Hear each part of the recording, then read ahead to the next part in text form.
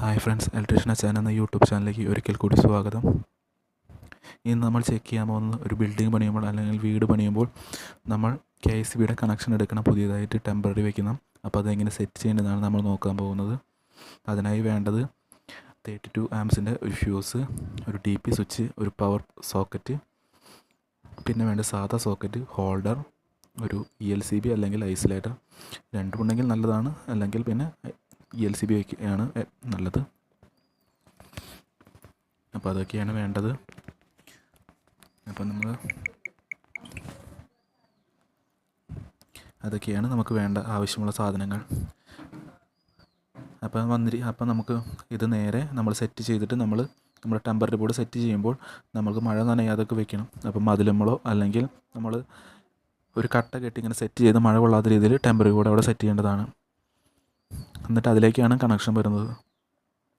അപ്പോൾ നേരെ നമ്മൾ ചെയ്യേണ്ട കാര്യം എന്ന് വെച്ചിട്ടുണ്ടെങ്കിൽ, മീറ്ററിലേക്ക് ഓൾറെഡി സർവീസറിൻ്റെ വയർ കണക്റ്റ് ആവുന്നതാണ്. അതിൽ നിന്ന് ഔട്ട് വരുന്നത് ഫ്യൂസിലേക്കാണ്. ഫ്യൂസിലേക്ക് ഫേസ് കയറും, പിന്നെ ന്യൂട്രലിങ്കിലേക്ക് കയറും, പിന്നെ ഫേസ് വന്ന് നേരെ പിന്നെ പോകുന്നത് ഐസൊലേറ്ററിലേക്കാണ് അതിൻ്റെ ഔട്ട് പോകുന്നത്.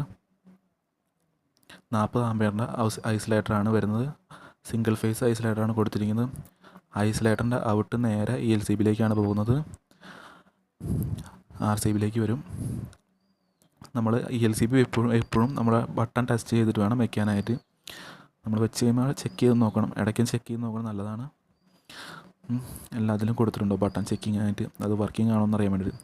അതിൻ്റെ ഔട്ട് വരുന്നത് നേരെ അടുത്ത സെക്ഷനിൽ DP സ്വിച്ചിലേക്കാണ് വരുന്നത്. അതിൻ്റെ ഔട്ട് ELCBയുടെ ഔട്ട് വന്നിട്ട് DPയിലേക്കാണ് നമ്മൾ കണക്ട് ചെയ്യേണ്ടത്.